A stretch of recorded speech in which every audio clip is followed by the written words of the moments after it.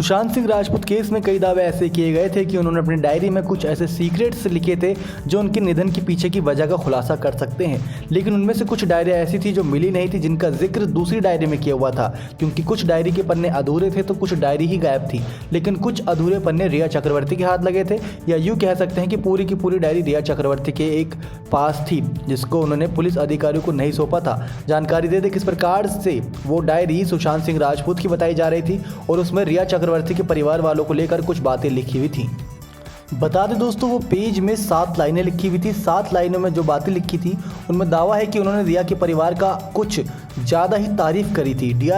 Diary में सुशांत ने रिया को बेबू लिखा हुआ है, जबकि उनके भाई को लीलू, माँ को मैम और पिता को सर कहकर लिखा है। एक कुत्ते को फर्ज कहकर बुलाते थे। रिया का दावा है कि उनके पास सुशांत की एक बोतल है जिस पर उनकी आखिरी फिल्म छिछोरे लिखा है। सुशांत की यह संपत्ति उनके पास है।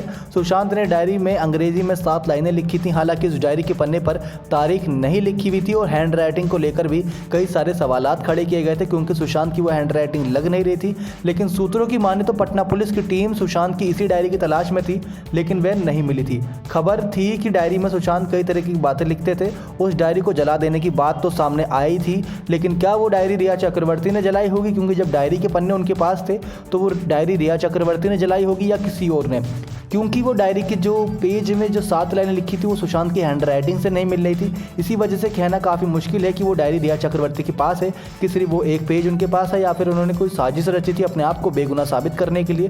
कई सारे सवालात खड़े होते हैं, लेकिन डायरी में कुछ बड़ा खुलासा जरूर था, तो डायरी जला दी गई। नेक्स्ट 9 लाइव से दीपक की रिपोर्ट।